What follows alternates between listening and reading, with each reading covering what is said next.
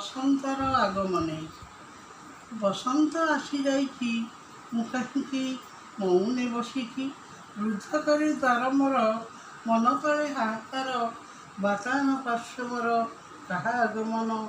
ମୁଁ ସ୍ୱୀକାର କରିପାରୁନି ମୋ ଭାଗ୍ୟକୁ, ଖୋଲି ପାରୁନାହିଁ ଦ୍ୱାର।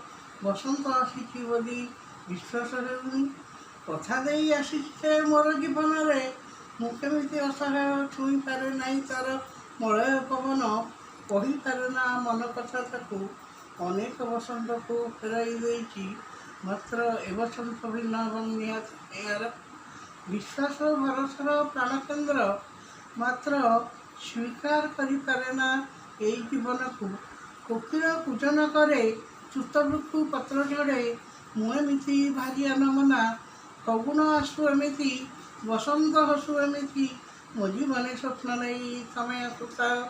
ଏ ବସନ୍ତ ହେଉ ଚିରନ୍ତନ ଏବଂ ଚିରମୋହମୟ। Please subscribe my channel.